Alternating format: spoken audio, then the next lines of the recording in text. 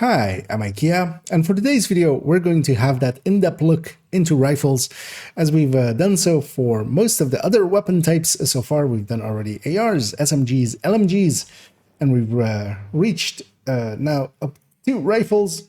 The big table for it has been done for a few days now, not as long as some of the others. It is, of course, going to be linked down below, including this folder, which is the burst and sustain DPS folder. And it is the fourth file in there. If we go to it, it is a big list of rifles on a build. We'll show the build in a second. It is a high-end glass vigilance. And together with that, with most of the talents that I would say are useful and are also quantifiable, because some aren't as easily quantifiable as others. So yeah, we just admit defeat with those. And yeah, we're going to go through this list. As always, everything will be time-stamped down below, and you can jump around as you want to. We're going to start off by the premise and then go into our build that we'll be using. Then as well, we're actually going to do something here that we didn't per se do with the other ones, which is to specifically talk a little bit about handling and their, especially their recoil patterns of these weapons, because that matters quite a bit to here more so than most other classes. Most other classes, the outliers in the worst handling and best handling ones are pretty close to each other. In rifles, they're very far apart. So we want to discuss that for a little bit. And then, of course, we'll go into the big segment of talking about going through the burst DPS table here first. Then we'll go through the sustained DPS tables.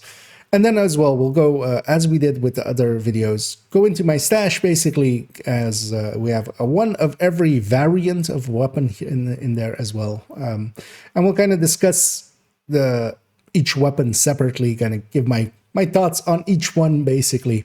And that might be also interesting if you don't want the full in-depth look and are kind of more interested in what weapons are and are not worth using. That final segment might be the thing for you. So yeah, let's go get started with our premise. And to indeed set the scene kind of for this, we are, of course, here comparing the weapons on a build. That is specifically done because for instance, if we go to the burst and sustain tables, and if we can actually zoom in already a little bit, we go to the burst tables here. There's a bunch of weapons that are -1 mod. That means that they will, in this case, I'm only really counting slots where crit chance or crit damage can go. If they're missing that, they're of course going to pay for that somewhere else, which is once you get them on build, you will have to make up for that. But then if we actually put it on a build, we can kind of compare there. And of course, talents. Some talents will benefit some weapons a little bit more than others. And of course, we have the exotics, which kind of have unique talents and will... I've tried to quantify them in some ways, but I wouldn't say I've done the best job on this one, because especially Merciless and the Ravenous have damage talents, of course. It really... You could go 1,000 ways with them. I've gone with one specific way for the talent to be on, and then also just the base of it. And then as well, if we go back to the rifle, big list of rifles. So yeah, we do have a Coyotes in this setup. It is set to be at 15 to 25, so we're getting the +10 crit chance, +10 crit damage bonuses. We're going with grade 27 here. We're also... changing basically our headshot stats to be around 20% headshot. So basically only 20% of our shots are going to be hitting the head, and the rest is body shots. That is to kind of bring down the effects that headshot will have, of course, because otherwise you could either have it on or off. I feel this is a good way to kind of pick a middle ground, especially with rifles. We do kind of go a little bit higher. And as well here, set to 60% DTA, although off the top of my head, yeah, we don't have any DTA on this build, so that is basically meaningless for this one, although of course for the other ones that did matter. Then as well, with the weapons, we do have a bunch of weapons that are able to carry 3 mods, of course, as we were kind of talking about. and some that are only able to carry 2 mods. And then I'm specifically talking about mod slots where crit chance can go. The magazine slot is something different, basically, to me. So, and with most weapons, we're going with 2 crit chances and then 1 crit damage mod. Of course, nowadays, the crit damage mod is basically equivalent to the crit chance mods. So we can actually go that route, and that is that works better with this build setup. And then what we also have here is a kind of easy way, because then the weapons that are only 2 mod slots, we're just dropping the crit damage. And we don't really have to alter the build significantly to make up for that. We're just losing 10 crit damage, basically, effectively. And then, of course, yeah, we have to kind of think about talents and how active they are. So we have several things in here that are not always active. They can't be, basically. For instance, Killer as a talent. We're kind of dealing here with Killer with it just being active. That is, of course, not the case. You have to at least get a kill without it. So it is definitely not active on that. So we're not really dealing with how active is this going to be and stuff like that. That is getting way into the weeds, and we could literally, like, every person will have a different opinion on how active Killer is, or for instance, Sadist. Sadist will generally top this list because it is a 30% amp. I am still including it because, for instance, if you do have an OD in the team, you could go Sadist, and especially with rifles, with their damage per mag being pretty high, that works actually pretty well. So I am expecting a little bit of understanding about the game. So for instance, when we are talking about Sadist being really good, it isn't if you're just getting the 3 kills and then applying 1 bleed to the next guy to kill them easier. That's not what we're talking about. Same for Killer, for instance.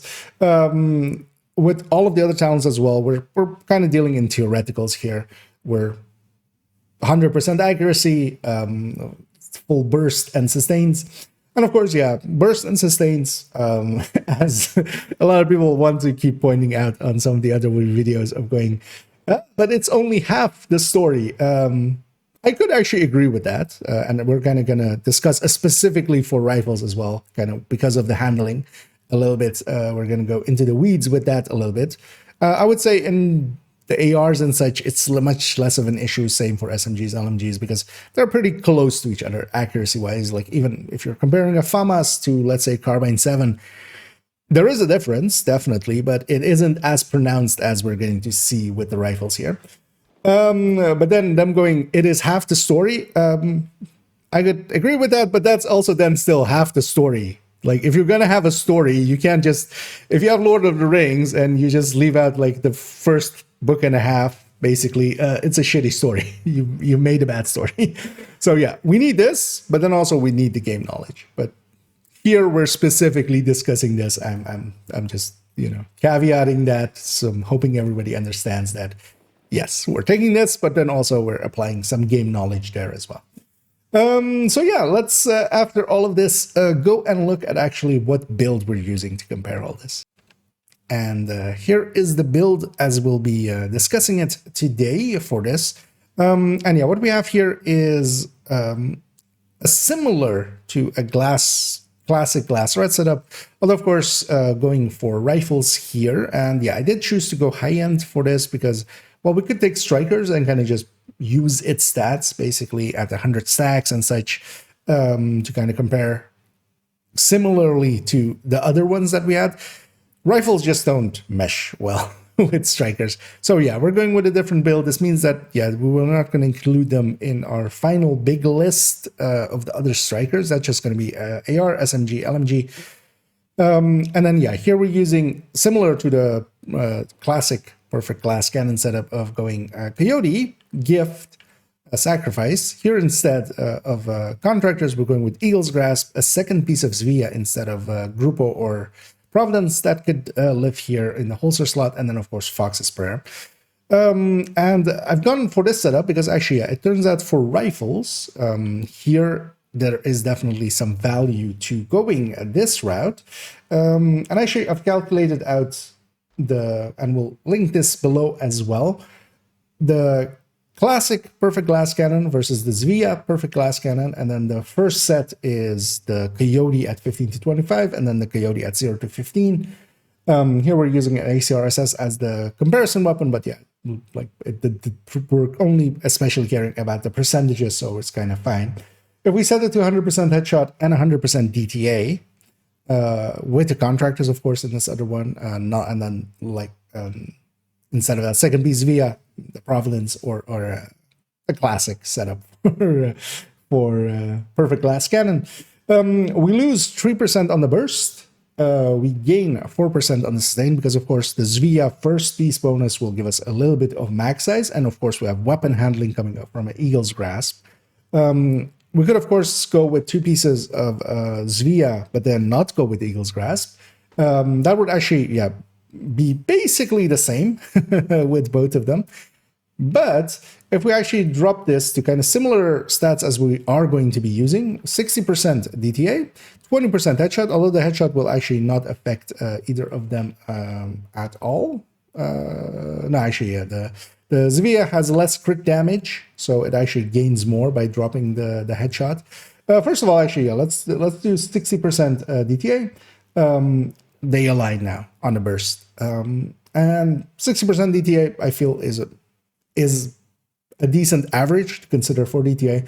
So actually, they burst around the same amount, and then of course on the Zvia setup, we then have a 15 because it is with the Eagle's Grasp. We do have a 15 weapon handling advantage, of course. And then yeah, the Zvia of course has more weapon damage. Basically, we're getting the 2-piece bonus from the Zvia, and then the other setup has more crit damage, which actually works out even with grade 27 to be similar. And then actually, even if we actually take exactly kind of what we're going to be using, which is grade 27, 20% headshot, 60% DTA, then yeah, the Zvia loses by a tiny bit, but it is effectively around the same burst, and then we sustain so much better. So, and we have more weapon handling. So I feel actually this is definitely the loadout to go for a glass rifle build. And while I don't have it in the build collection, it is basically the 2.03, where I have a Zvia backpack and a Cheska chest, and it's a spotter setup. We're actually just putting a gift and a sacrifice in it, basically, and swapping it over to the build that we have here. So yeah, let's go get started on our burst DPS. Although actually I misspoke, and we're actually going to discuss here weapon handling, or basically well, not specifically the stat weapon handling, but the actual concept of weapon handling. Here with the recoil patterns of some of our weapons that we'll be seeing in a second, the high ends here specifically. This is a quick and crude just recoil pattern test, basically done on the wall in the firing range. And well, I wouldn't like stand by this and as a rigorous test, just to kind of showcase what the differences will be. This will work very fine for it. I'll link this one, of course, down below as well. I did this, though, on a build with a 0% weapon handling. I did so just to exaggerate the differences between them. But then also we were pretty close to the wall, so it is not as big. That helped it the other way around again. But of course, yeah, if we had more weapon handling, we could tame some of these weapons. But just to kind of illustrate the differences between weapons here, and it is much greater than basically in any of the other weapon classes. What we have here as well is that we're kind of, max size kind of matters, of course, for this, because yeah, if we're going a certain distance in 15 rounds, but the other weapon is doing the same distance in 50 rounds, although of course then as well, RPM matters for that as well, because that will mean how much recoil compensation we basically need to do. One of the traits that all rifles have is that they try to basically, after each shot fired, where ARs basically, if you fire a shot, it will just, the reticle will be higher, and then it's just at that spot for the next shot. The way that rifles work is they go up and they try to come back down. If the RPM isn't high, they will generally come back to center. And that is what we're kind of having with this, with these greens and reds for the recenter. And that is if it basically most of the time can get back to the center before its next shots basically go out. Now everything being, of course, auto, it is basically, especially around the 380-ish mark and such, because of course, if it did actually perfectly recenter, for instance, with the Mark 17s and such, it wouldn't have basically an upward recoil pattern, of course, because every time it would kind of come back down. But yeah, I'm kind of considering some of these basically if they kind of make it most of the way there before the next shot to be recentering. And if they definitely basically don't between shots, kind of make it nowhere near being back to center, we're kind of considering it as a red. But this is more graduations. This should basically be a color scale, but just for a quick and dirty comparison, right? And then yeah, if we kind of discuss through them, if we have I've put them in the order of the burst DPS table, basically starting with the M16. It has a decent recoil, but of course the annoying thing of it is that it is still not auto fire because it is a 3-round burst. So kind of understandable for that. But because of that as well, it has basically a recoil pattern of its own and then comes down and then you click again and then you create another recoil pattern of 3 shots, which is actually kind of annoying to compensate for unless you have a decent amount of weapon handling. Then we have the classic M1A, which basically has such a low firing rate that it will recenter completely, and basically you only have a little bit of horizontal play going around with it. And the M1A CQB, together with the SOCOM M1A, the M1A, those two now, of course, being basically variants of each other. The M1A CQB technically has a little bit better stability. We don't really see that in here because, of course, as well, here, again, quick and dirty. I just did a few and then just took a pattern that was kind of in the middle of it, introducing my own bias, of course, and such into this. But just to showcase, don't take this as gospel. We would need to do much better testing to kind of really show pattern differences. But the pattern differences, especially between these two, is small, and we kind of see that here as well. Overall, I would say that, yeah, the M1A CQB kind of just feels a tiny bit better, but it's really only when you're A/B testing them. You would never really feel the difference if you're just using one. But nowadays as well, they're the same base damage again, which they weren't for the longest of time. So actually both are usable. Then if we go to the USC, we see kind of the first one that is going to hit the ceiling. And it definitely did. And yeah, the hit markers are not per se there, but I'm kind of going by looking basically where it ended, firing, and looking at that and going, kind of visualizing that here. This, of course, yeah, pulls up pretty high. This is one of the more higher RPM weapons. It definitely doesn't go back to center fast enough for it to have that recenter kind of recoil compensate for it. So yeah, you need to recoil compensate for this. Otherwise, this is, of course, fired without any recoil compensation. One of the easiest ways is just to, if you want to do this kind of testing, you just lift up your mouse, you fire, and then you kind of see the recoil pattern. Or as I did here as we were doing multiples, instead of trying to lift my mouse each time, which kind of makes a judder for a little bit, I actually set a keyboard, a button on the keyboard to fire. This one did not actually reach the height cap because there's, of course, when you're aiming up, you can't aim all the way up, actually. So you can't aim straight above you if you've never tried, but I would assume most players will have noticed that. It goes kind of up to like 80 degrees. You don't get to the full 90 degrees. That would be the high cap, and some weapons will reach that.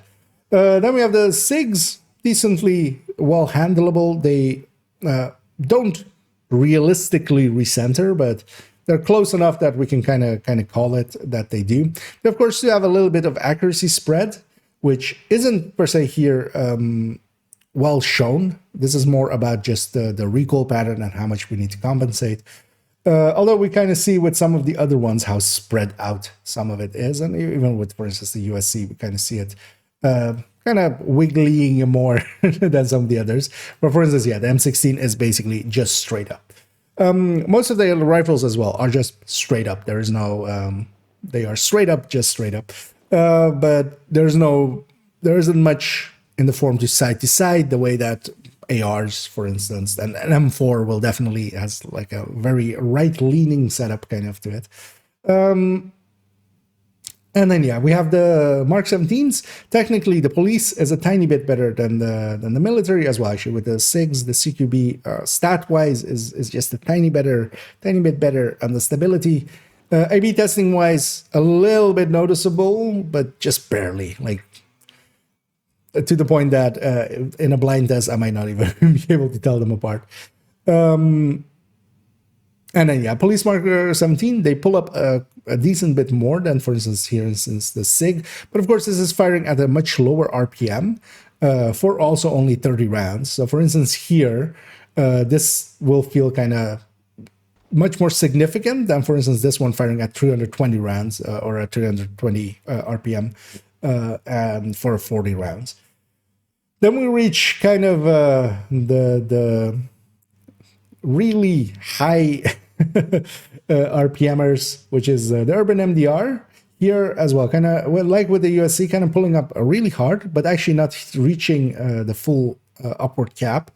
The ACRSS, the LVOC, and the Lightwood M4 actually reached the upper cap and actually had a few shots in the basically being at full extension at above, and then still having a few shots going. So they are very much if you're recoil compensating for them, you have to actually work for your money. Or, of course, what you can do is offset it with weapon handling. Because even on the build we're kind of discussing today, we have 15% weapon handling. That already takes a little bit of the edge off here. The 1886, of course, is just, being single fire still. Barely pulls up, straight line up, but also, it would basically, with even the tiniest amount of recoil compensation, you could offset this, of course, with this such a slow firer. The Resolute Mark 47 and the UIC have actually a really flat firing. Even, for instance, this Resolute, of course, is 300. It is actually doing better than, for instance, the Police Mark 17. But then, of course, these two are horrendous on their burst DPS, and this is very much the balancing in the rifle category, because the UIC especially is very flat firing and very handleable, but then loses out on a lot of burst. Because again, this is basically the order of the burst DPS table, although of course we're not kind of accounting for some of the mod changes between some of these, because for instance, the USC has one mod less, the SIG has a mod less, even for instance, 1886 has 3 mods less. So the Classic Monet has 1 mod less. And also the M16. And some of them, of course, are also still not out of fire. But this is really what will be part of our choices here. Because, for instance, the SIGs here being pretty high up, we'll kind of see in a second as well. They're pretty high up in the real comparison, on builds comparison. And they are quite handleable, but then they have a little bit of an accuracy issue, more so than, for instance, the Mark 17, and very much more so than, for instance, an UIC. But then UIC, can you make that accuracy be worthwhile, basically? That will be a question that you kind of have to answer yourself. Because as well, for instance, the M1As, while being high on burst, they have a very small mag, so they lose out on sustain quite heavily, which we'll kind of have to discuss in the burst and sustain tables. But let's go get actually, with this in mind, let's go get started on actually burst. And yes, let's get started on the burst. As well, just to talk about this real quickly, these lists are basically the same as my multi-calculators, although just in a big line, basically the same reason why The multi-calculators aren't set up like this because they become very long this way and kind of hard to parse, at least for myself. So here we basically have the stats of the build that we showed going in here, getting calculated, and then as well for some of the talents off of the sheet there. Basically, we have calculations being done for the talent. So, for instance, for things like strained, we're basically calculating out the talent out here off of the stats of the build and of course with the weapon and such, so that we can alter even here. One thing you could do is if you want to have different values, for instance, for the headshot rate or for the grading or for the DTA or some such, you could actually copy this to your own drive and then alter these. Although of course any stats altered here will alter all of the stats, but it will not auto sort. You would have to resort it yourself. But that isn't that hard. But yeah, we're basically calculating everything out here. This is specifically for the build that we're discussing there. And yeah, things would shift, for instance, if this was Umbra, and then, for instance, some of the crit damage talents would kind of be pushed down because that has much more crit damage than this and such.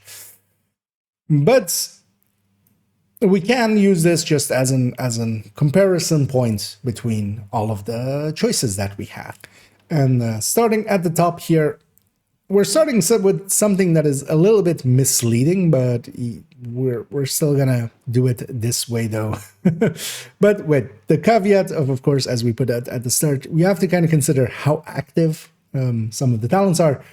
The Vindicator on this build, on the setup that we have, if it is active all the time, 100% of the time, you're hitting body shots, and then actually, 20%, well, 80% of the time you're hitting body shots, and then 80% of the time, or 20% of the time, it's marking a head and you're getting that headshot, because we would need that to align with that 20% headshot there. What you would get then is the Vindicator being the best weapon. The reality of it, of course, is that the Vindicator will sometimes mark legs, and you can't really shoot them. It will mark an enemy that, well, at least it marks on every enemy. So, but sometimes even on enemies, sometimes it doesn't show, it doesn't correctly show still. That is still a bug that it kind of has. It is definitely usable. It is much more usable than it ever was. But to kind of discuss it fully, so we have it being at the very top. Of note as well, yeah, we're not using actually the 0 point, or well, the 100% point here to be the very top of this list. We're actually going with the first sadist again, as we've done so for the other ones. While it doesn't matter here so much for the burst, because the higher, like the Vindicator above it is just 7%. For the sustain part, it will kind of matter a little bit, because otherwise a bunch of stuff would be crushed altogether, because there are some weapons, of course, not so much in this category, but in other categories where they're much higher. But yeah, we have the Vindicator with it active. Let's go find the Vindicator with its talent inactive. We're going towards the end of the list. We're kind of in the middle of some of the other lower weapons, like the Resolute Mark 47, which is like next to without basically a damage talent. So here, fast hands would, of course, not apply anything to burst DPS. It's a sustained DPS talent. Reload is not accounted for in burst. And then the Vindicator with its talent inactive, whenever you're taking a shot and you're not hitting a marked area, is pretty bad. So the truth is somewhere in the middle of this. It really depends on how much you're hitting those kind of shots, how often you can. Because keep in mind as well, if an enemy is in cover and their body is marked and you can only like hit their toe or the top of their head, you can't hit the Vindicator shots. But overall, we can say that the Vindicator, at least now with its talent buffed a little bit, is competitive also with the base weapon of it, the MDR being a little bit buffed, doing a lot better than it ever was before. Then we have a similar issue here with the Merciless, although trying to quantify the Merciless is really, really, really annoyingly hard, because it, of course, has a component of hitting 7 shots, basically, double, basically, as well, because it's the click in and click out. Every time you do that, if both of those shots hit, you get a stack. Once you reach 7 stacks, you will create an explosion for a damage. You will also, that shot will, the 8th shot, basically, will do an increased amount, an amped amount. And of course, the explosion could also hit other enemies around it. And of course, that all together kind of means that the way that we're doing it here is as if everything would be perfect. Kind of in the same way that we're doing it for the rest. We're hitting 7 shots, or well, 7 doubles, basically, so 14 shots. Then we're taking an 8 double shot, basically, the 15th and 16th shot, basically. There we're applying the amp to and the explosion damage to for one enemy, because as well, we could go for a certain amount of enemies for that explosion. We're just adding one of those, just to keep it simple. All of this together brings it to here, but that would just mean that we would have basically a perfect accuracy, perfect uptime. What would the Merciless kind of look like? Although the explosion just on one target, it would be at the top of the list. But yeah, as with all those caveats, this isn't per se realistic. If we kind of go and find the other end of the Merciless, with it being basically the talent inactive and you're just using it as a weapon, basically. Kind of the same story as the Vindicator. It's quite a ways at the bottom. Where is it really? I would definitely say it is closer to this overall than at the top, where we have like a perfect outcome for it. But as well, definitely more usable than it used to be. If you're getting some explosions here and there, if you're getting that amp here and there, you're doing decently well, but you kind of need more weapon handling than this build has to consistently do that. Then moving on, actually, we'll discuss the Diamondback. Let's get the exotics out of the way somewhat. The Diamondback here, with basically its talent active and getting the 100% crit chance out of it. If that was all of our shots, which it isn't, and also there is, of course, an amp component on the shot that you take after or to the enemy that is marked. We're not really accounting for that because that would be, there's no like good way to account for that. Which is kind of the story of the exotics, of the exotic rifles. More so than a lot of the other talents. And yeah, it is, again, pretty high up here. And then if we go find the other end, basically the same story. It is pretty pretty low when the talent is inactive. So it really is reliant on how much uptime you have on this talent. With the Diamondback, you can definitely get a decent uptime on it. I would say better than, for instance, the Vindicator overall, I would say. But yeah, you can't get perfect uptime because at the very least, you have one shot that, well, will be bonused in other ways, but won't have the crit chance bonus, basically. But yeah, overall, as well, very usable. But of course, we don't really use the Diamondback in a DPS-ish way.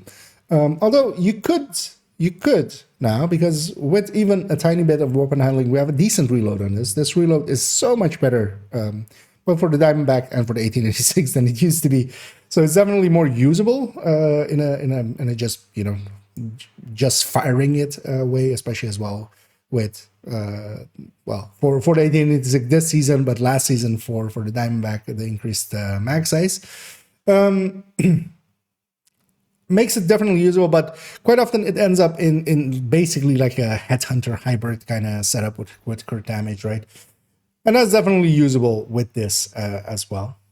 Let's go actually then round out actually the exotics, because let's discuss the last remaining one, which is the Ravenous. Because yeah, we do have the Ruthless, but that's of course just a copy of the Merciless. The Ravenous here is pretty low, but this is then in the other way, the kind of issue. Here, what I'm doing as its talent kind of thing is acting as if we're doing 5 shots with the weapon damage side, the right shoulder, swapping to the left shoulder, and actually getting a 6th shot that will then trigger the ignite, and then going back to the other side. So we're doing the weapon damage explosion side, which is of course not the way that we actually use it. We're much more using it for its armor plate amplified side. But that side is very, yeah, it's not really easy to quantify, really, much less so than the explosion side. Because at least for the explosion side, we can say we're doing basically a 6-shot cycle, a shit suck cycle. No, a 6-shot cycle, and we're basically repeating that, and we're kind of smearing that explosion damage over those 6 shots and getting an average shot out of that. For the amp one, it really depends, because you're creating an amp, and then you're firing at that amp, and of course only against armor plates. The Ravenous in a real play is definitely usable. Situationally, of course, really good against everything that has armor plates, basically, or gets counted as armor plates. Can do amazing things against them.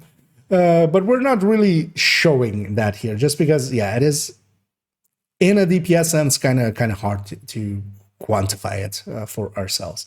If we do not account for any talent, it is basically at the very bottom of this list, which kind of may seem bleak, but is still definitely usable. It isn't too far off of some of the other weapons, and of course, we basically always will get a little bit of damage out of its talent. But mostly, yeah, if we're using it for its armor plate side, basically, we can get much higher numbers than this. But then also, yeah, if I went with like 10 stacks of that, and then you're firing infinitely, or like 5 stacks are active or something, and then you're firing at an enemy, it would be at the top of this list and kind of meaningless that way as well. So we kind of went with it this way. And yeah, let's go back up and kind of start talking about the hands. And we're gonna start at the top here. The M16 definitely is overall one of the better picks, as we also would kind of see with the burst and sustain tables. Of course, it kind of seems pretty high, but we have to kind of remember that it's going to lose that one mod, especially against, well, the classic M1A also is going to do that, but then that M1A CQB doesn't.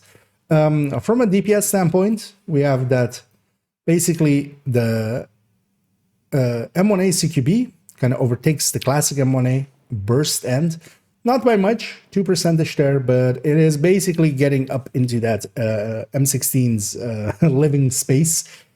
This would also make it, for me, overall, one of the better burst picks would be either the M1A CQB or the classic M1A. And why I also say the classic M1A is that this 90% versus is 80% of the sustain of that, basically, of the M16.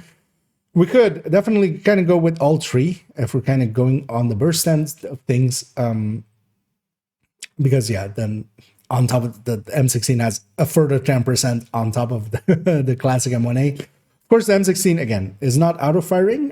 They made that conscious choice because of its 3-round burst, so you can't ever, well, with a macro you definitely can reach this RPM. If you're clicking, you will never be, or well, not never. There will be, we're all human. Humans aren't that great. Like, unless you're a really good drummer or something, and you can really keep a very consistent pace and get this out every time perfectly, yeah, the auto-firing weapons will, of course, just automatically always fire at their RPM. Because you're always going to have a little bit of loss, basically, in this, in the RPM. When it's not auto-firing. The M16 is definitely usable, and as we kind of saw from its recoil pattern and such as well, it does pull up, but it pulls up that much over 50 rounds, which is actually kind of consistent with like the Mark 17s with 30 rounds, where they kind of go basically, 3/5 of the way, 60% of the way of the M16. What, of course, is kind of the downside of the M16 is when you click, you kind of have the three shots going out, and then you kind of have to recoil compensate for that, and then kind of click again, which definitely makes it so that you have to learn that pattern, and I definitely haven't yet, and I'm also likely not going to choose to do so. I'm likely just going to go with other rifles overall, but you should definitely consider the M16. And we're of course here kind of using Sadist as our just a flat amp to everything to kind of compare the rifles amongst themselves here. We'll discuss the talents, of course, kind of going on from here. Then we actually see that the Mark 17 is actually pretty high up in here. It is definitely behind basically that trio of really bursters. But of course, keep in mind as well, all the trio of these bursters, so the M1A CQB basically has a sustained issue for itself where it is firing, of course, those 17 rounds here because we do have the Eagle's Grasp. Those 17 rounds, but yeah, it does have a decently fast reload, which is actually very doable now. But of course, as well, because of that, it has also a little bit more accuracy spread than the classic M1A. The classic M1A is just so easy to use, but yeah, now that we're not clicking anymore, we don't per se need that super low RPM. But then as well, it is kind of usable, but that reload kind of is painful. And then the M16 has kind of, yeah, then you have to click, but then also it has a really painful reload as well. The Mark 17, I would definitely say is as a general pick, really actually stands out to me. I was kind of concerned very much about this 34 round magazine, but of course we have a shorter or we have a lower RPM. So overall, while we do have a little bit shorter firing time than we would, for instance, with a SIG 716 CQB, it isn't significantly shorter, and it works out actually decently well. And of course, the base damage of this Mark 17 is much higher than some of the things around it, especially, for instance, the SIG, as we have basically another 20k on the base. That does make it also really good for ammo conservation. I feel if I'm picking a secondary, handling considered and such as well, I'm likely going to actually go with a Mark 17, where we're not kind of maining it and we just need a weapon partially just for ammo conservation purposes, partially just to not be too big of a hog to kind of fire as well. I feel the Mark 17 kind of fits that actually really well, and actually more so than I thought it would. Because yeah, I was very concerned about this 34 round magazine, but of course its biggest competition, which we'll get to in a second, kind of doesn't have that many more rounds actually than it. If we go to the USC, as we kind of saw with the handling, kind of goes off the screen. That is kind of its biggest downside. It is a pick to handle, more so even than some of the other ones, because it's very inconsistent in its recoil pattern as well. It does do decent damage, and of course, on the burst table, on the full burst table, it was a little bit higher in the order of things. And that was, of course, because of that one mod. It wasn't accounting for that one mod less, because yeah, it doesn't have a muzzle slot. So it actually drops down, and I would generally, yeah, I would pick, if I'm going for that route of what this kind of feels is going for that burst, I would pick one of the trifecta up here. The SIG 716 CQB is actually generally one of my overall picks for a main weapon, has become so as well. Of course, we have the Artist tool, which is the named version of this, with Perfect Rifleman, which is good talent, as we'll get to in a second. The 6CQB has a little bit better handling, actually, as we saw, than at least on the recoil side, than the Mark 17. It has a little less accuracy than it. Because of that, it's kind of a head-to-head for me between these two, definitely, for a general pick. We do, of course, get a little bit higher RPM, a little bit higher max size, but also we get a little bit longer of a reload. And overall, they're pretty close to each other. Overall, I would pick the 716 for its somewhat better handling. if I'm just gonna main a rifle, and that has been my go-to as well for a lot of stuff. Although yeah, specifically that as well, the CQB, because the SIG 716, the longer one with one mod more than it, the CQB has more than enough compensation to make up for that. We do lose basically a full percent going from the SIG 716 CQB to the 716 just normal version. Then we also have the MDR here, sandwiched between those two. The MDR's handling, yeah, it pulls up quite high. It isn't the fastest firing ones out there, but yeah, it is still fast enough that it will definitely go for the ceiling, basically, quite often if you were to test it out that way. But of course, we can recoil compensate for this.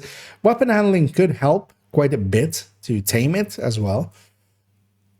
But the more weapon handling that you take, of course, the less damage that you do. That comes at the cost of brand bonuses, that comes at the cost of minor attributes, that comes at the cost of mod slots on the weapon. Basically as well, any mod slot that you flip on the weapon, because you could, of course, take a 30 stability on the weapon, but now you've lost another like 3% of your damage, because between 2 and 3% of your damage, depending on build. Then why wouldn't you just pick the Mark 17 over this is kind of then the question, which has much better handling, but then yeah, has much smaller mag. I feel basically, yeah, if you're taking an MDR or an ACRSS or LVOC or lightweight M4 and putting handling mods on it, I would just pick one of the more handleable weapons that is a little bit around it in the burst area instead of doing that. But of course, yeah, if you set it up fully for damage, it is going to land around here. Then we have the ACRSS. The ACRSS definitely is a little bit more handleable than the USC. And then what it has actually is that, yeah, it has a decent fire rate, but that also means that its sustain will be a little bit lower overall. This fire rate going higher is still not enough, for instance, to put it on a striker or something. You definitely want 600 or more at the very least. So AR speeds, LMG speeds, SMG speeds of even the slowest SMGs is already kind of pushing it for striker. And yeah, this ACRSS doesn't push high enough for that. We do of course get 10 more rounds, 10 rounds more with the ACRSS, which is definitely a worthwhile thing, because yeah, now we basically have AR length, but then we're firing with a slower RPM. So for instance, for a talent like Strained, that actually helps out quite a bit. But of course, Strained is no longer really a top pick. We'll come to the names in a second, but yeah, we'll go down the list here with the LVAC and the Lightweight M4 kind of being in the same, in kind of the same boat overall. Both are definitely usable. The Lightweight M4's specialty is that it has a very short reload. So very, very usable for if you're using talents that aren't, for instance, reload or utility-based. But of course, yeah, its handling is horrendous without a decent amount of weapon handling in there. What we see already as well, actually, is that within the list of, normally we get basically an enclave of the sadists all by themselves, of course, with 30%. What we have here is that some of the lower weapons on burst with sadists are already starting to lose, for instance, here to M16A2 with killer active and rifleman here as well.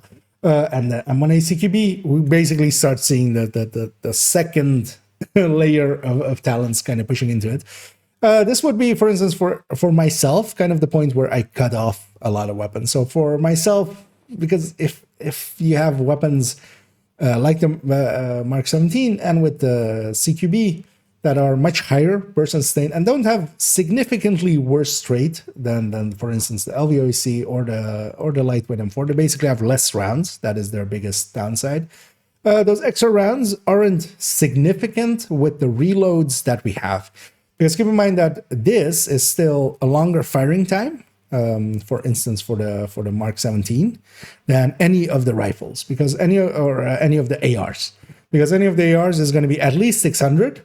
They're not going to have, basically, this has less than half than that. So this is basically double the mag size. So it's a 60 round at 550. Basically, that would be the equivalent firing time of it for an AR. So yeah, this still has longer firing time than an AR, meaning that's pretty usable in that way. And of course, we're doing more damage per shot and kind of armor conserving because of that. And then we start seeing the repeating patterns, and this is kind of the reason as well why I'm not.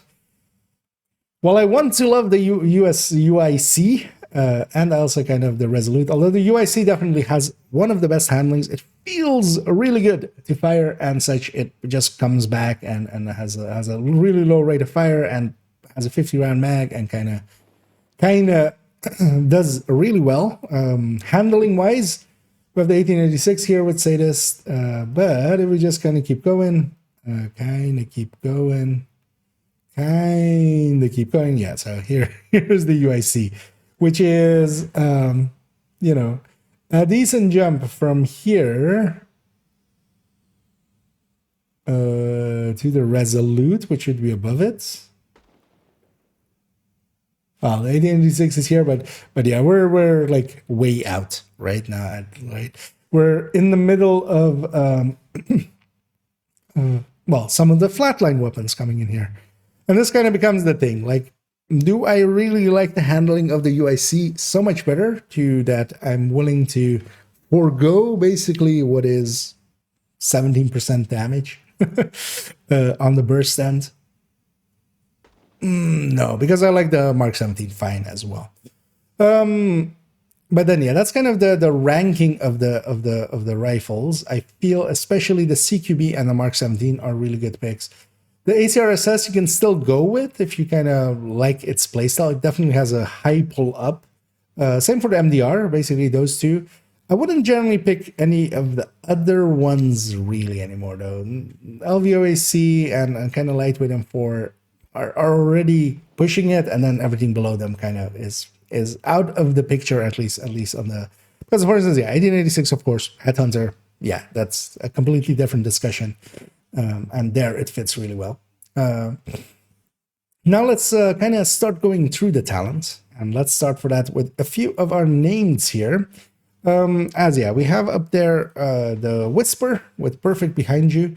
This is, of course, just 20% amp that I totally remembered, of course, because we all use it. Although actually, the Whisper is definitely usable now. You could, of course, try to get your uptime up on this by, for instance, being in groups or a decoy. either teammate decoys or the skill decoys works perfectly fine for this. 20% though is pretty good, but we also see that for instance here, Killer when it's active, and I would say overall that if, for instance, solo, this with a decoy will have less uptime than this Killer. So I would generally pick that. Although Whisper is definitely usable for what it is, and of course it comes with a perfect talent, so you just put detox on it. It is for that kind of stuff. It is kind of usable just because it's very easy to get, of course. We have the stage left. Here we're kind of dealing with it as if we have a sledge active, going for it with a 20% amp again.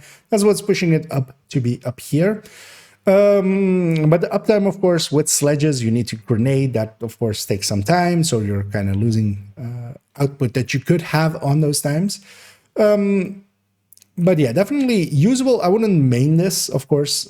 Sledge being a group of very usable, but this is more just in here for just having the full list of names. We don't generally use sledge in this way where you're trying to sledge every enemy and then shoot them. You just here and there use this as a secondary. Then we have the artist tool, perfect rifleman, as we kind of already see here showing up with the M16s. Killer and rifleman are quite close head to head. Most of the Killer's versions are kind of be next to their rifleman versions, except for instance in the case of the USC and such. So for instance with the USC, just because it's losing that crit chance mod, its crit damage is actually lower. And we see that affected here, where we see that the killer is actually much higher, or a little bit higher than its rifleman. And yeah, that's of course the quirks of them. The killer is affecting crit damage, so on a weapon that has less crit chance, and because of that, we're rearranging it to have less crit damage in effect, actually.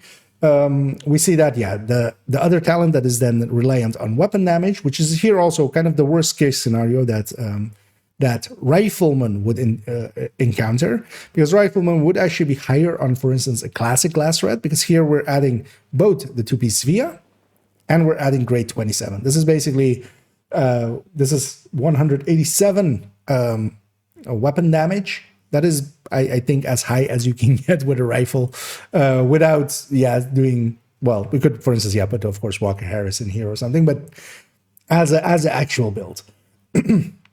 So this is kind of the worst case scenario for Rifleman, and it's doing really well. Going back to the artist tool here with Perfect Rifleman, this is definitely one of the top picks for me. This has kind of become my go-to for very, like, as a main weapon to pick. Both the 6 CQB, as we kind of were talking about, is a really decent pick. This is a really decent talent, a perfect version of it on that named. That combination is always works well. It's kind of, you know, same for instance, the Carnage, for ODs and such. Not much can beat this consistently. Of course, Rifleman, we're dealing here with it as if it's on its, on its full stacks, which for perfect is 6, for normal is 5. That isn't, of course, always really going to have perfect uptime here either. We kind of have to consider that because, for instance, solo, you can definitely get a much better uptime on killer than you can with, well, kind of depends on your playstyle. If you're going for the heads and you can actually hit those heads, because all we need really is 6 shots to hit the head, and then kind of we can continuously refresh it, right? But at the very least, we need 6 shots at that start, but then killer, of course, needs a kill at the start, at the very least, because it's a 60% chance of it triggering off of that. So you might even need 2 kills. And that is also definitely a consideration here, of course. We want, so for instance, if I'm fighting a hunter, I don't care, you know, like let's say the Kelso hunter, I don't really care that killer will trigger after the killer, after the hunter is dead, of course. But Rifleman could definitely be used there. Because we can hit him in the head and get that buff up. So yeah, situationally, you kind of want to think about those things, kind of how are you using it. Solo, I definitely think killer will have a better general uptime than Rifleman will. So overall, I would still recommend killer as a solo pick. But then, yeah, Rifleman situationally could definitely compete with it and even beat it, of course. If, for instance, yeah, on very like situations like that where we're fighting rogues or something, and you want that damage up front, and nothing is gonna die really quickly at the start of it. If we're gonna push through, we see some killers coming through. We see some of the last sadists. Actually, the Resolute is being above the 1886. That's why I couldn't find it earlier. I was expecting it to be below it. But yeah, some of the last sadists and such. But we see some killers coming through and some riflemans. And yeah, this is the normal riflemans are, of course, at 5 stacks. But then basically at 5 stacks, always active. If we push through a little bit more, we can start seeing some of the flatlines. Of course, some weapons cannot take flatline. So, for instance, the M16 can't take flatline because it doesn't have an underbarrel slot. Although, well, you could definitely put flatline on it.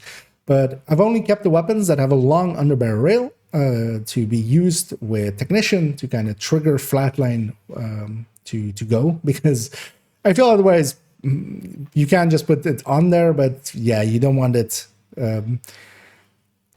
If you're just trying to make it work with like a pulse or something, or a spotter drone, that just doesn't. It just doesn't. So yeah, we're keeping only the weapons with long underbarrel rail. That's also the M16 is kind of missing there with flatline. But yeah, flatline, of course, here as well. We're losing some crit chance, crit damage, as we can kind of see over on the other end. For these weapons, that means that actually, yeah, we're giving up that crit damage mod. that we had on some of them. We're keeping 2 crit chances. We're dropping 1 crit damage mod that we had on it to become our link laser pointer. And then also we see some of the rangers already here as well. So ranger, for instance, here at 20 meters. I've kept it at 20 meters. We could, of course, go longer, but a coyote set up as 15 to 20. We could go 24. In the end, I chose just to keep 20. And then basically what this is a 10% amp. So we can see this as our 10% amp kind of level. And yeah, we see that, for instance, if we have them 1 ACQB with that ranger, our flatline is a little bit above it, basically around like 2.5%-ish, which is generally what kind of flatline will land up around, which is around the 12 to 13% mark of its full talent, because you do have to give up a crit chance or damage mod for it. And yeah, then basically the list goes on with the rangers coming in as we were talking about. Then also some of the strains are gonna start appearing. So I'm trying to find the M16 strain, which is up here. Strain, of course, really cares about firing time. And these weapons have a really long firing time. But as we can kind of see here, there's definitely picks above it that I would go with. What we definitely wouldn't pick here anymore is just this strain. I would either pick Rifleman, or I would pick Ranger, as it is much improved than it used to be, or I would pick Killer for especially solo play. Those 3 I would consider much more consistent than Strain, because actually, yeah, so for instance here we see it for some of the weapons. If we actually look at it, so I'm trying to find some of the 50 round weapons that have a little shorter. So for instance, yeah, although ACR says it's 420, but RPM. But yeah, there, for instance, this for ACR SS specifically, because it has a much longer firing time than, for instance, even ARs, of course, and then 57 rounds, because its RPM is basically half of that of an M4 or something for that, for instance, for that case. Its strain is actually getting pretty high. It's getting pretty close to its flatline. So that's actually how much we can get out of strain. But even then, yeah, we could get so much more out of Rifleman, even in a real consistent sense, than we could here. What we see start appearing as well after the strains is some of the Optimists. So here the M16, the top burster, but yeah, its Optimist is basically in between some of the other weapons with strain. So even the Mark 17, which has, you know, a smaller mag size here, Optimist definitely, yeah, I wouldn't anymore, especially now that they are out of firing and you can actually get strain going. Although, of course, Optimist retains where strain doesn't, but I wouldn't pick either. I would pick Rifleman or Killer or Flatline, which is still a really good rifle talent. What we also start seeing here is some of the boomerangs. Now, boomerang is, of course, a very usable talent, but isn't actually that great damage-wise. It is weapon damage or that it adds. It isn't a lot of it, but also what we get, of course, is an increase in magazine size. So the way that we're kind of calculating it out here is kind of we're calculating on the right side the talent out all the way. We're increasing the damage, although with most of these weapons, that's just going to be like especially at the weapon damages that we're at, it's basically like a 3-point-something%. But we're also increasing the mag size, which we'll kind of see that it here, of course, on the burst end doesn't do anything because mag size isn't included in that. But on the sustain end, we can kind of see some results of Boomerang. Boomerang's effects on mag size also kind of mean that Lucky Shot is really not something that you would want to go with. If you have enough crit chance, now, of course, Lucky Shot is not contingent on crit. Boomerang very much is. You do need a high crit chance for it. But in this case, yeah, instead of Lucky Shots, I would just go Boomerangs and, yeah, kind of outdo Lucky Shots that way. That's also why we're not including Lucky Shots in here, except for, I think I've put in the perfect one. And yeah, we kind of then see the list basically just repeating itself, but then with other talents. But now we're getting solo that, yeah, the talents are kind of merging together. We start seeing, for instance, here as well, Harmony with its talents being active, just in sync. In sync, of course, is a decent, well, it's 40 on the perfect here, 40 weapon damage. But of course, with how high our weapon damages here are, it's basically at its worst. And we can kind of say as well that if we try to find a Resolute kind of in the same ballparks, so yeah, it is, for instance, getting to the Resolute Mark 47 more than Flatline, just barely. But yeah, just the Resolute is already kind of, it isn't a great weapon, and then Insync isn't the greatest talent for it on top.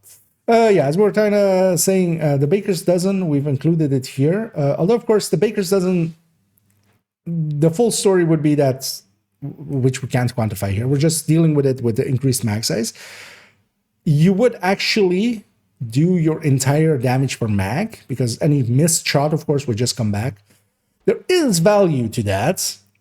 Is that value high enough to pick it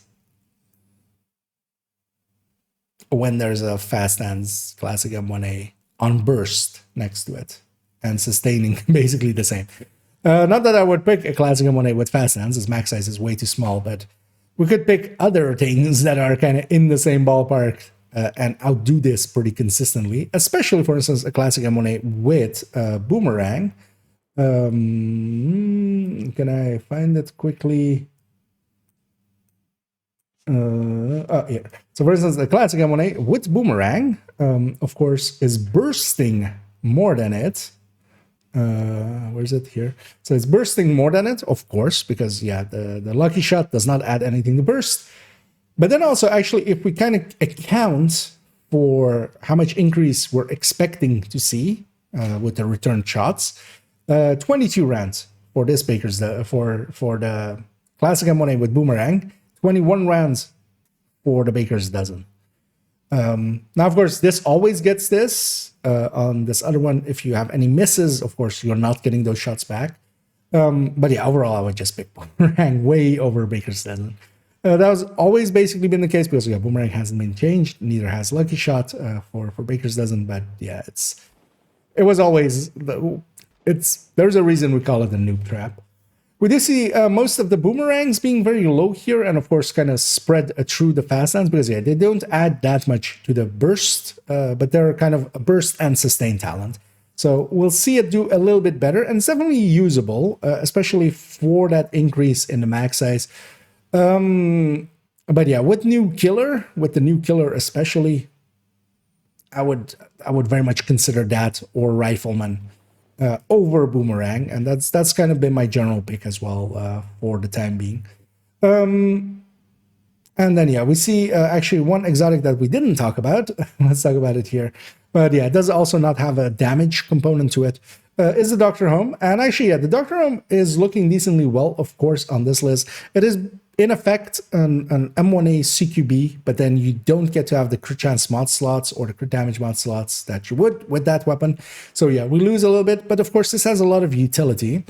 The biggest downside of it is actually, yeah, using it scoped. You have to use it scoped. And that of course will always kind of hurt it, but you could pair it with focus that way as well and kind of get some decent damage out of it. It is definitely usable, always has been actually. The Dr. Home is never been horrendous. And of course, yeah, does not compete to damage talented weapons, but of course it has a utility talent that also is group wide.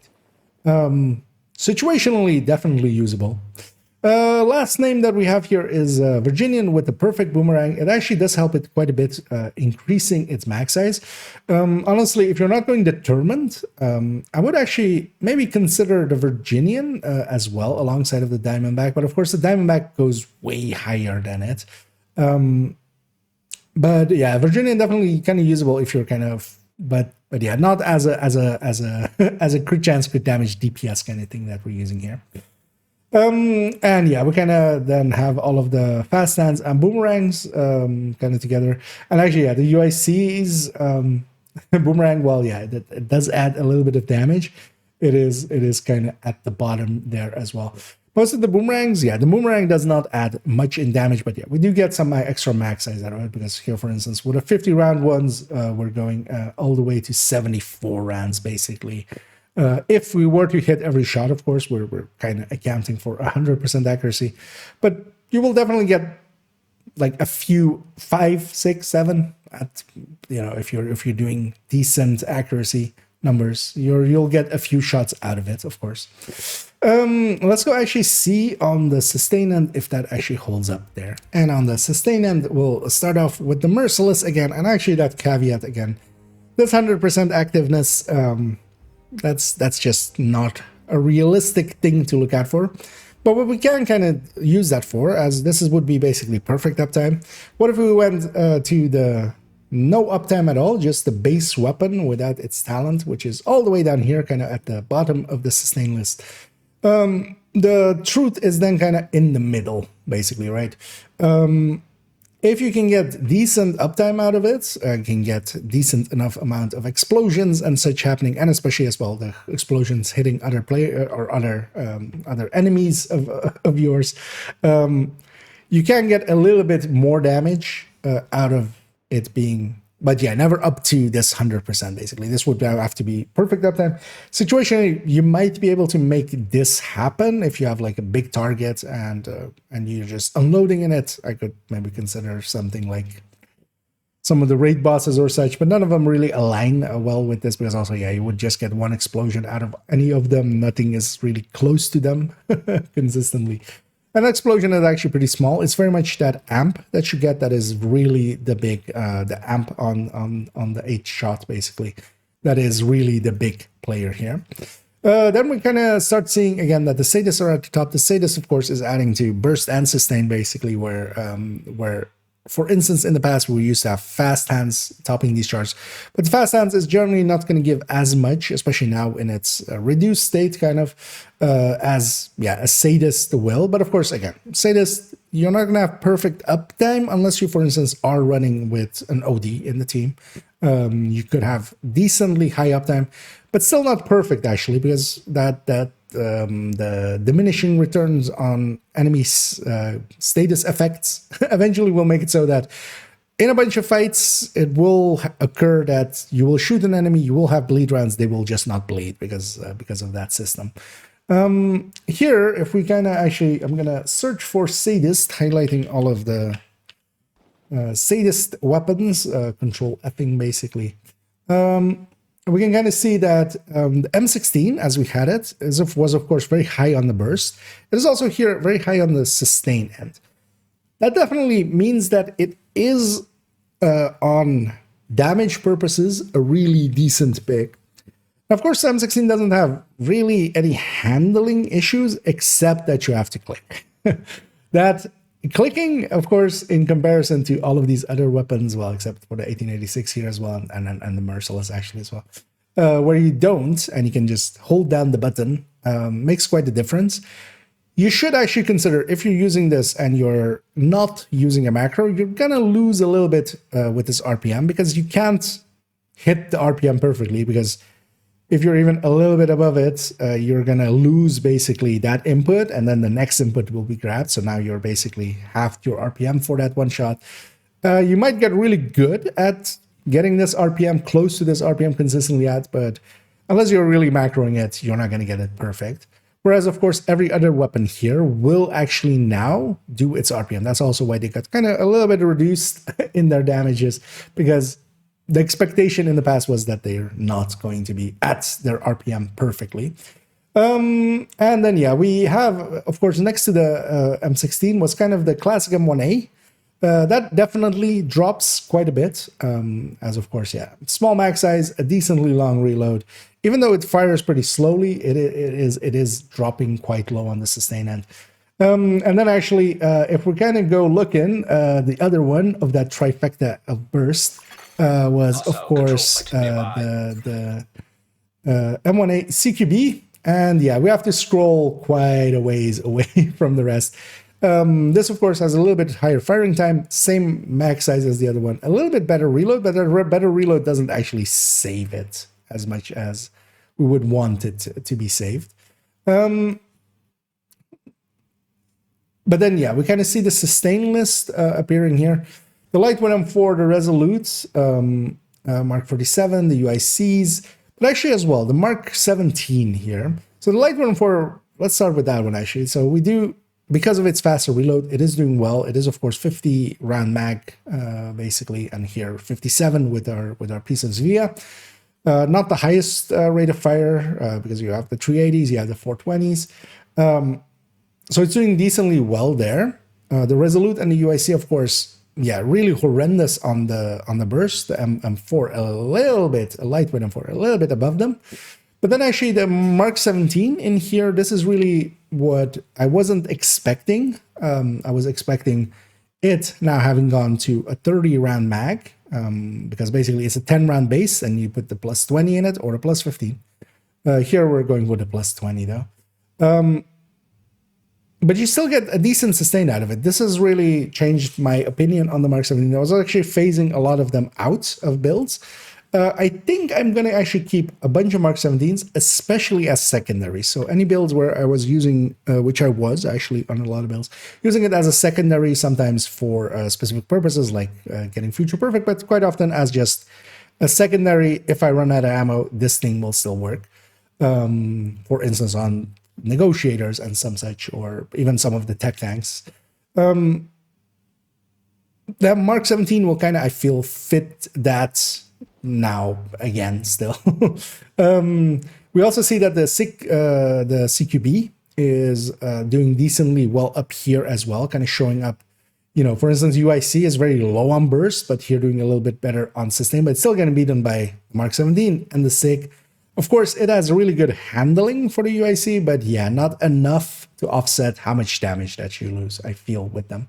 And then, yeah, definitely the ACR SS, I feel, is no longer really a pick. This is a weapon that I used to run a lot. I'll likely keep one or two around on builds, but I feel the Mark 17 and the 6 CQB are kind of in a better place overall.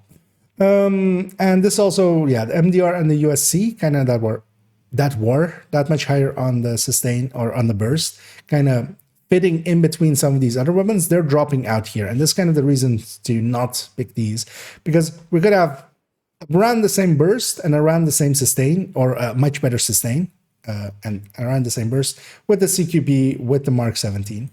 That will generally, yeah, be the reason that I pick those. Now, talent-wise, we kind of see the same list, except, of course, now we have some of the talents that affect things like their max size, like Boomerang. Let's actually do a control find for Boomer,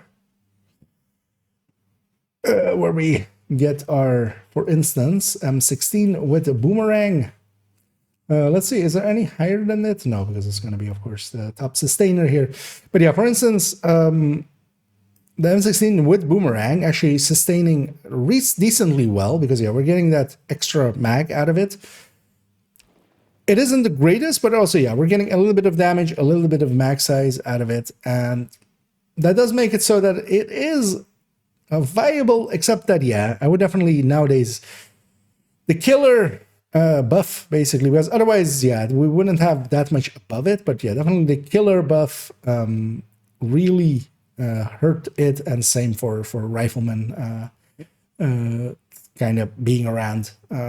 Really hurts Boomerang, kind of, because yeah, we're not getting that enough increases to our sustain to kind of make up for that. It doesn't burst really well.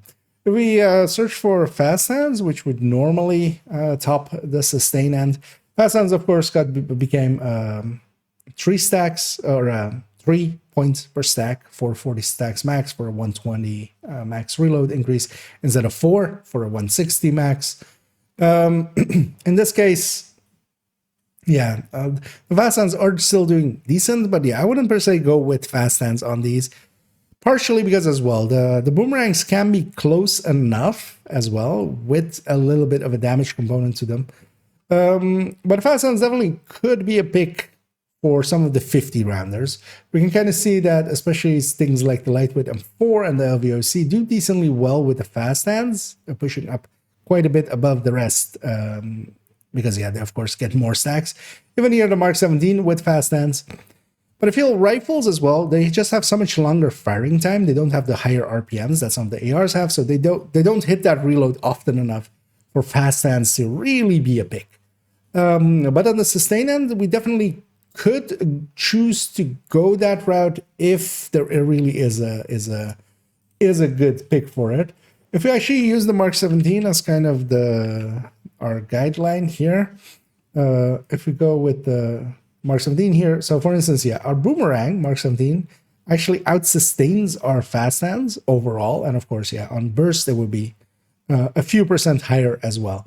So, for instance, with the Mark 17, just because it has just base one of the lowest mag sizes, I wouldn't pick it for here.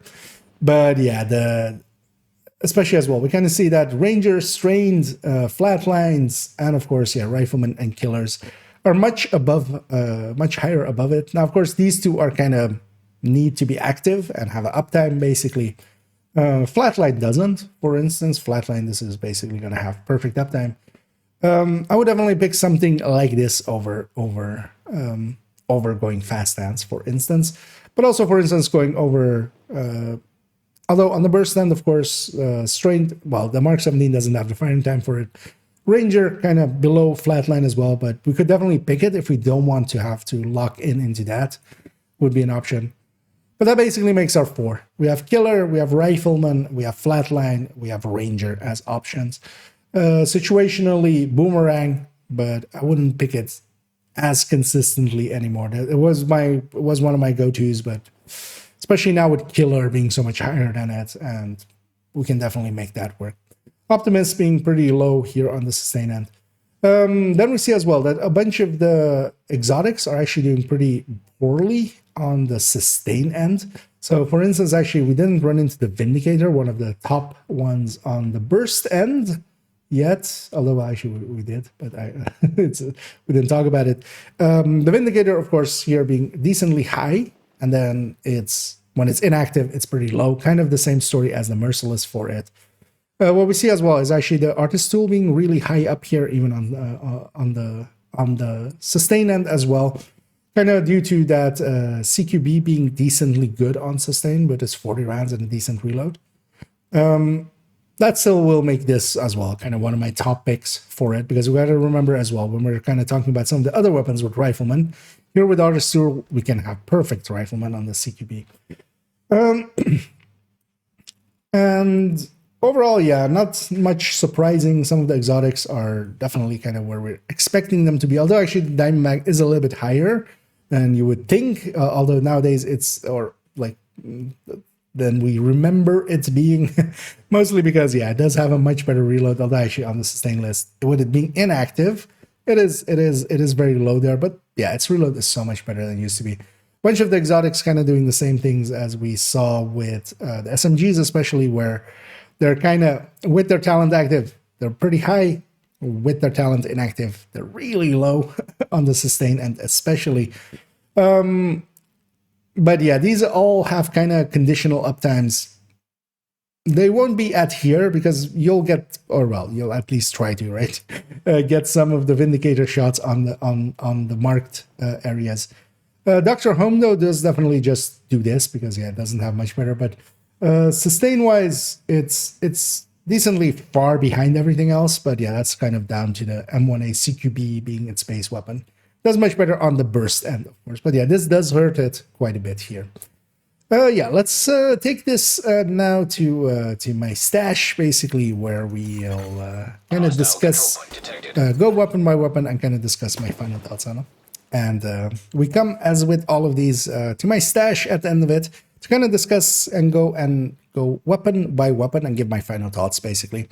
I have one of every weapon that's mostly there for the burst and sustain tables, just so we can always check against in-game basically with them, especially as sometimes there is differences within variations, sometimes unintended, as we for the longest of times had with the M1A CQB being different than the M1A SOCOM, being better than it on base damage where it shouldn't have been, or at least the SOCOM should have maybe been the same base damage as the other. But long story short, they're the same now, luckily. But yeah, just to catch those kinds of things. But yeah, let's get started here with the Diamondback, as we'll start with the exotics. The Diamondback is really good, has always been, although actually it's been much improved last season, so not this season. When it's got its change to its agonizing bite, it will now try to always mark enemies within 20 meters and specifically as well closest to you, preferably. That makes it much more consistent, as we kind of notice in Descent, especially where we use this talent quite a bit. It is very powerful. Uptime-wise, you can't guarantee high uptime. And as well, if you're going to use this does require somewhat its own build. You could definitely make something that is all headshot and crit damage and really rely on this. You could, of course, just run it on a glass red, though, with some decent crit chance and kind of split the difference and try to, even when you don't hit a mark target to have. But you should definitely try to keep a decent uptime on it. And if you do, it definitely is very powerful. Still wouldn't use it per se in a DPS sense. You would much more go for like a one-shot, one-kill kind of situation. And that is much more, you would, headshot, crit damage, maybe glass, maybe headhunter, trying to get that going. Definitely usable, but not so much just for DPS sense. But of course, very powerful, potent and such for headhunter builds, especially as well.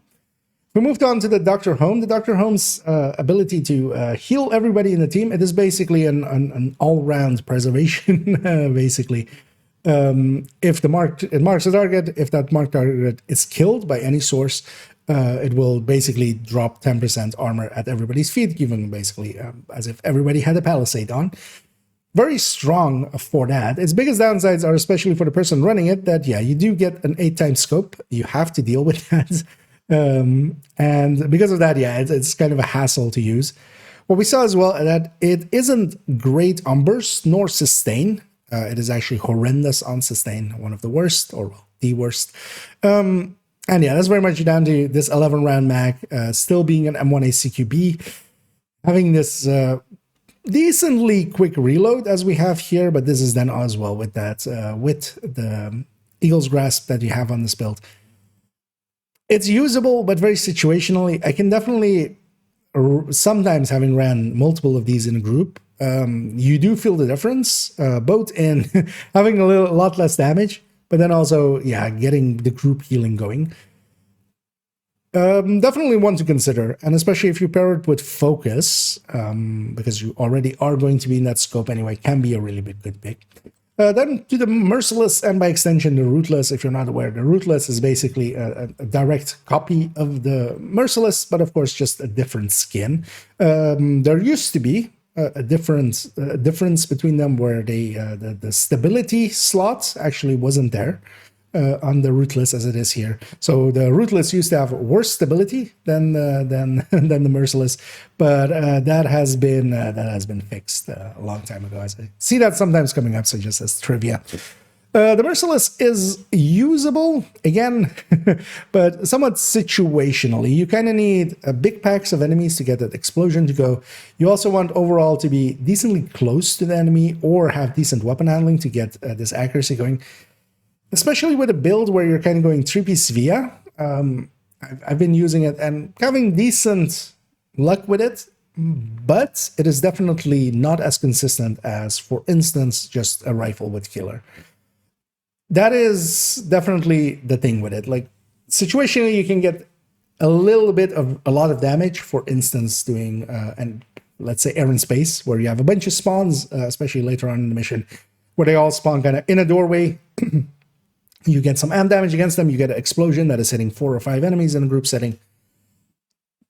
Then it's working decently well, but then you have, open world where the explosion will not hit anybody else sometimes, especially if they're not catching them on the spawn. Or the spawn happens and you've just had your explosion, so the next one comes when like everybody's spread out already. And yeah, the consistency of just a killer weapon can just outdo this severely, but it isn't as bad as it used to be. The Ravenous, of course, as we kind of saw on the list there, I'm not representing it very well because I'm especially doing it with this weapon damage primer, basically, the explosion of that, the detonation of that. 5 shots of it, basically, and the 6th shot exploding everything.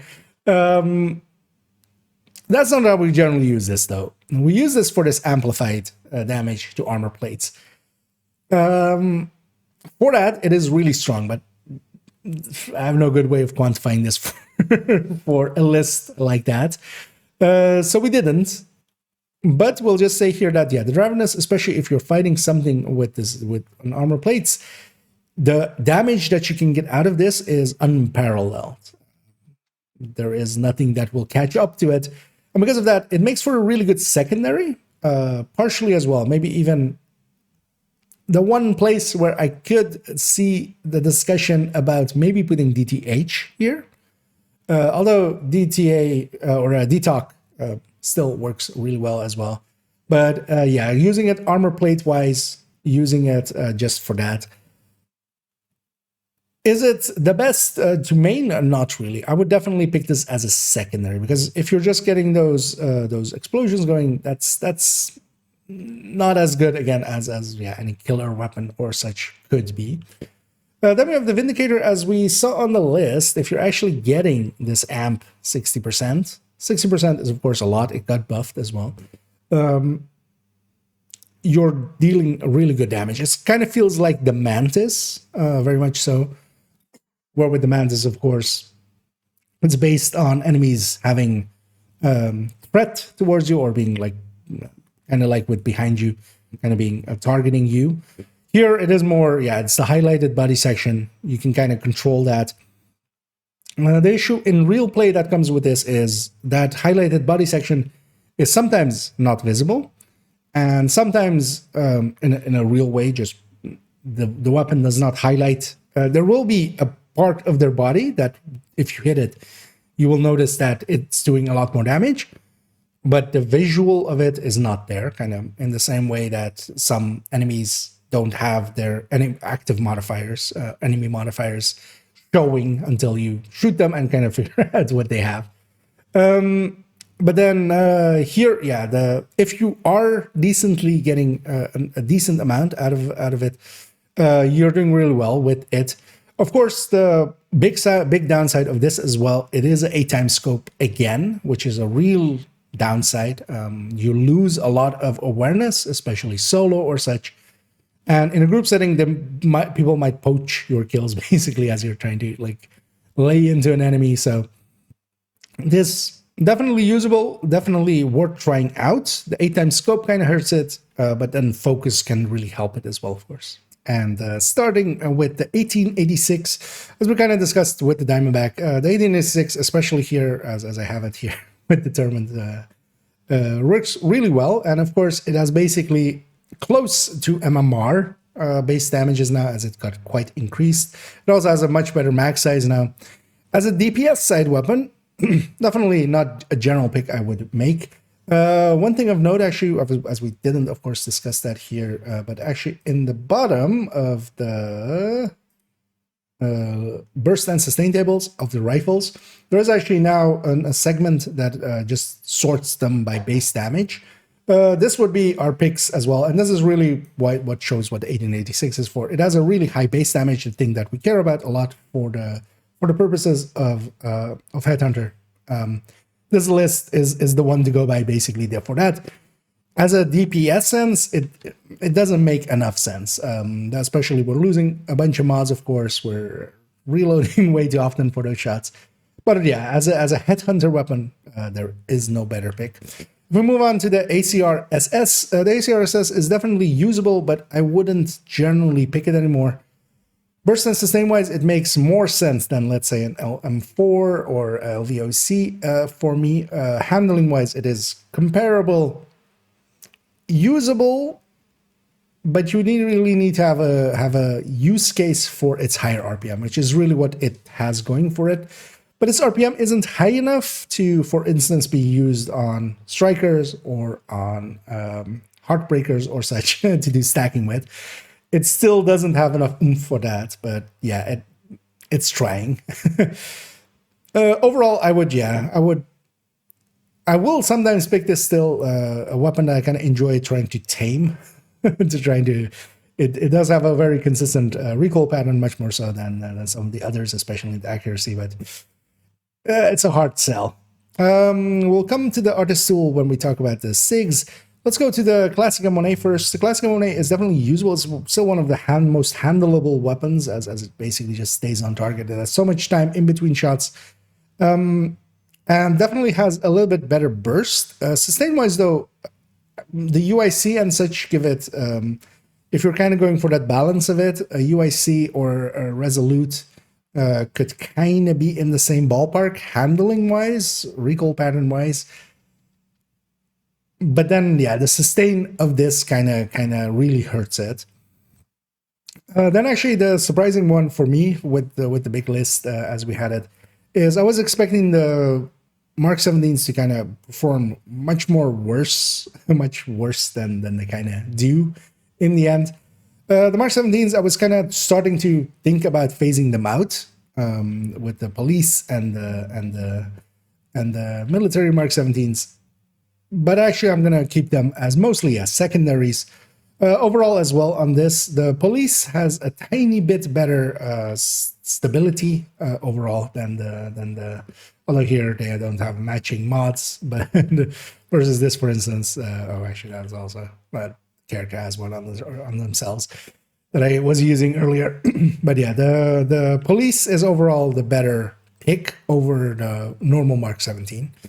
Moving on to the lightweight M4, as we kind of brought it up, and the LVOC, we'll toss those two together as are very similar. Actually, they do have a difference in RPM, and because of that as well, a tiny difference in their base damages. But the rest of it is actually very similar. The mag size, the optimal range, their handling as well, and the recoil pattern. Overall, I would say that the lightweight M4 has a little bit better, it has a much better reload, and then the LVOC has a little bit better accuracy than the lightweight M4, the LVOC. Neither I would generally pick. Their burst and sustain wise, they're just below, especially the 6 CQB. They do have 10 rounds more than it, of course, but not for the loss that they have. The M16, of course, was kind of, as we saw, burst and sustain kind of towards the top of the high ends. That definitely means on a damage end of things, it makes sense as a damage unit. But of course, it doesn't have that auto firing that we now get to enjoy with all of the other rifles. That is always going to be its balancing factor, that you have to click. If you are willing to click, and if you're willing to learn its recoil pattern and kind of get used to this thing, overall, this is the top pick, DPS-wise. Overall, if we're holistically looking at it as the rifle that I would pick to use, I'm going with the Mark 17s and the 6 CQBs. Just because they are out of firing, handling-wise, you don't have to learn that recoil, that 3-shot recoil pattern that you kind of have to compensate for, which is actually quite annoying to kind of deal with. If you're going to put substantial amounts of weapon handling towards it to kind of tame that, now it's going to lose to even a Mark 17 with just full out crit chance, crit damages. So yeah, it is kind of it is definitely usable. If you are willing to handle it, then you can get really good results with it. But as an overall pick, I'm going to go with some of the other ones. Moving on to the M1A CQB, what we saw, especially with this, more so even than the classic M1A, it is really good on burst. It is kind of at the trifecta, at the top trifecta of the bursters. But even more so than the classic M1A, it is a worse sustainer, just because it is firing twice as fast, of course, than it does have a better reload than the classic M1A, but yeah, it still hurts way too much. It goes into this reload quite consistently, quite fast. Also, it jumps around quite a bit accuracy wise. Well, we didn't see that well in basically that graphic that I made. The spread is quite more severe than it would be with a classic M1A. It does accuracy wise bloom out quite a bit. Then yeah, reaching the Resolute Mark 47, and by extension the Harmony, definitely usable for the Harmony, and of course for perfect in sync, the situations that we use that for. Damage wise, well, it does okay on sustain, but even then, as we saw, it didn't really out-sustain the Mark 17s or the 6 CQBs. But then on burst, it's losing so heavily to them. What, of course, the Resolute and the UIC even more so have is that they handle really well. But there is a point where you kind of also need to do the damage.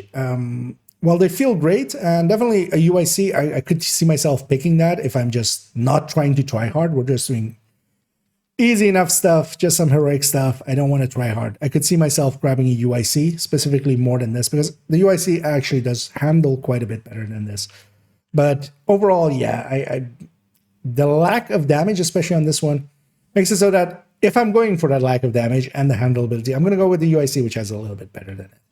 Then we have the SIGs, as we have here the SIG 716, and then the 716 CQB, 716 CQB.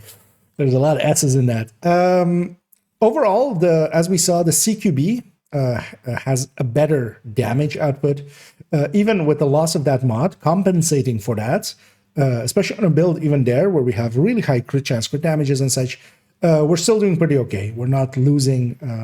It's not losing to the non-CQB. Then as well, we have that the actual CQB has better handling than the normal non-CQB. So overall, it is the better pick handling wise as well, and damage wise as well. The CQB, and also by extension the Artist tool, as we passed by earlier. Both of those are really my topics for damage. CQB with just killer, or going Artist tool for the perfect rifleman is, yeah, really good picks. Overall, my top picks actually. So when I'm maining a rifle, I'm likely gonna go with 6 CQB. The SOCOM now finally the same as the M1A CQB. For the longest time, it wasn't, of course. It was a different base, even though they're supposed to be variants of each other. And this is one of the reasons I keep one of each variant in my in my weapon collection, basically, because yeah, sometimes weird stuff like that happens. Now that they're kind of the same, the CQB has actually a tiny bit better handling, a tiny bit better stability. A/B testing wise, you see it a little bit in its outcome, but if you're just running it, you wouldn't really feel the difference. The same as with the CQB, it is usable. It is definitely one of the ones that can output in burst quite high, but its sustain kind of murders it for me. In comparison, especially to I would pick the M16 and try to learn its firing pattern, and that's basically how I have to click for it and how to recoil compensate it over using this per se. The UIC, as we talked about it with the Resolute, it just lacks damage. It does handle really well. I will be the first to admit that. If on some of the other weapons you are putting basically all handling mods, and that is how you want to run it, which, for instance, for me and myself, I feel the Mark 17 has more than enough handling that I'm perfectly happy with it. And then just with all crit chance and crit damage mods. If you're putting a bunch of handling mods on a higher weapon than this, consider this maybe, because then likely this will likely beat higher weapon than this with all handling mods. But that's kind of the situation for it, that I would actually pick it. Although I might just grab it here and there if we're just doing relaxed content and I don't really care about my damage output that much and just want to have a relaxing time. For a relaxing time, make it a UIC 15 mod 2 time. The MDR, as we saw handling wise, it kind of is a pick. it goes to the ceiling if you let it. You do need to kind of deal with it kind of in the same way as the LVOEC and the lightweight M4.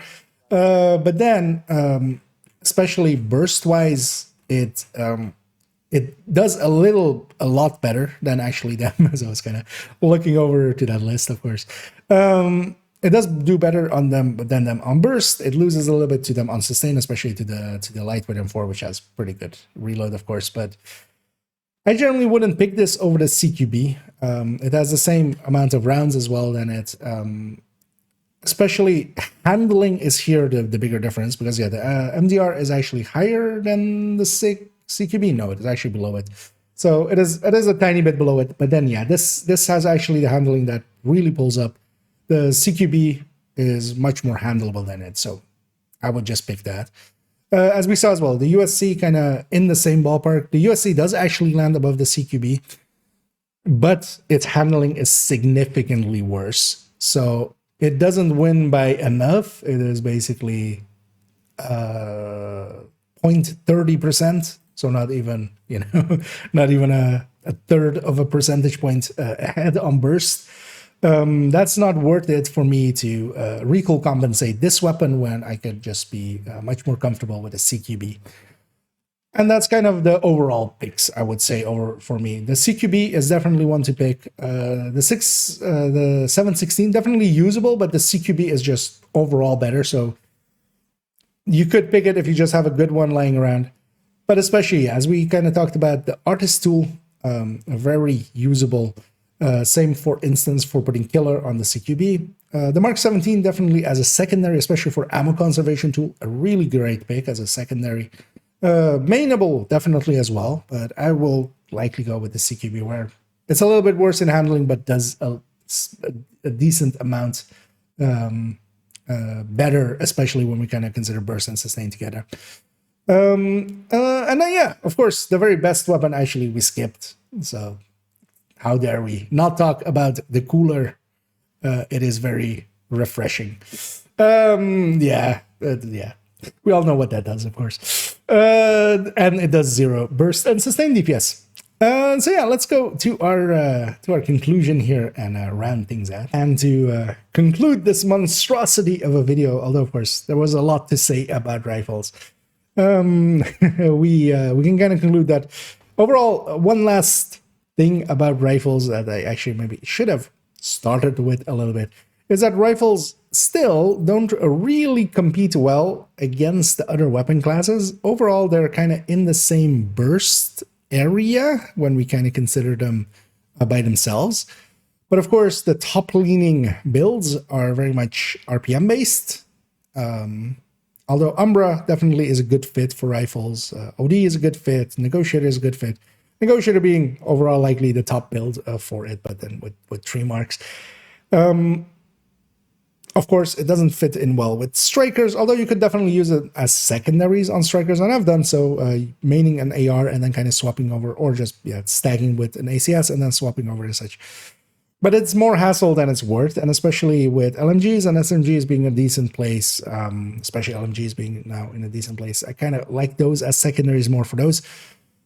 Maining them with negotiators, maining them with other places, one thing comes into play quite heavily, and that is this second stat. The second stat is 17 crit damage, where, of course, even on an SMG, we have 21 crit chance. And as we now recently, have had the fixes kind of to the crit chance mods being 5%, and then now the crit damage mods no longer being 5%, but actually becoming the 10% that they should have been really from the get-go.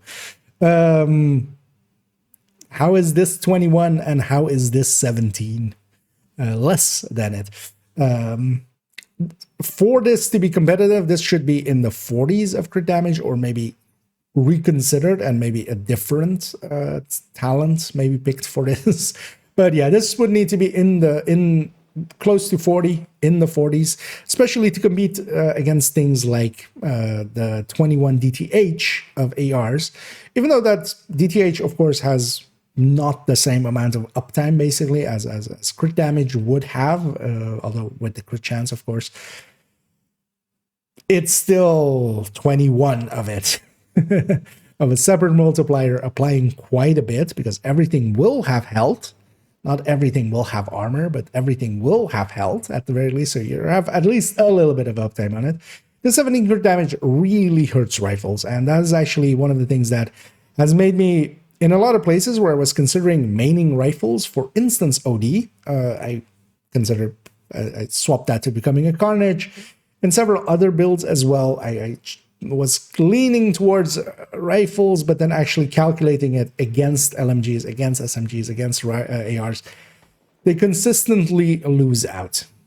There is still value to them because they have, their damage per shot is much higher, their firing time is much higher.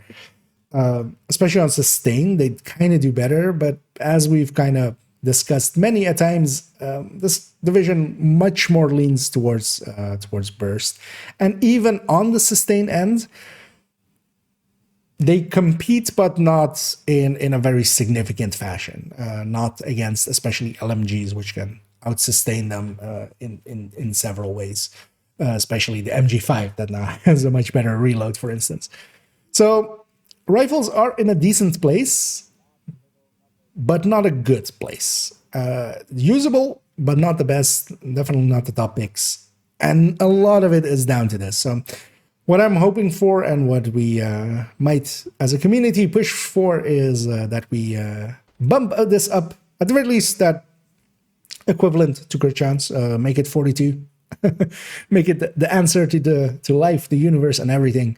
And just give this 42 crit damage to align with the 21 crit chance that we get from SMGs. Calculation-wise, that doesn't actually bump them up because, of course, we are already running builds with a lot of crit damage. But at least it gives them a boost, or maybe even rethink this one to maybe be something different. Although I wouldn't per se know, because we do have some unused ones. You could maybe even go with something like maybe bringing damage to Elite Spec, even though it seems like a bad idea, but in one slot, and then you could maybe make rifles the go-to tool against names and against and such. One thing that the rifles, of course, definitely do have is, especially the 1886, making for a really good headhunter, where you can use shields, which is, of course, what I kind of do with specifically the control point nearby. Headhunter tech tanks, for instance. So this something like this could not, for instance, exist with MMRs because we would need our shield for it, and rifles can do that. So there's definitely a place for them, especially on that end, especially on the headhunting end. On the DPS end, on the just red build and crit chance, crit damage based builds, they are decent, and especially because we can go with builds like this, where we have bonuses now that we can use a 2-piece of the Zvia and then also get magazine size and this 20 rifle damage. You can basically see this as a plus 10 on the first one, a plus 10 on the second one, and we get this magazine size for free, basically, right? Those aren't bad bonuses, and this can make for a decent build. But also, for instance, as we kind of talked about, we can even go with the 3rd-piece Zvia, giving up a little bit more damage, getting this weapon handling in there. This makes also for a very decent build. And for instance, for some of the weapons that are a little bit more atrocious, I would actually kind of pick something like this. Although at this point, I would go with Cheska chest with glass, as that will likely beat this. Although I haven't calculated it, I'm now considering that maybe it doesn't anymore. Not with 8 crit chance there. But yeah, enough of my ramblings. Let's end this here. If you did enjoy my video, and if you did enjoy all of this, please do any and all of the algorithm things around this site to help out if you can, if you're willing, as it does help out. And so I'll do that a little bit of shilling. For future videos, we're going to continue on with the characters as we went through them on the build collection. Next up is character 2, which is actually this one. So this build will slide past again with that. Also with that, the shotgun one is done of this kind of list, so we'll have that likely next week. And as well, I'm spooling up to do the Lengmo Pestilence build showcase. So yeah, all of those coming up in the future. But yeah, thank you for joining me. And as always, have a good night.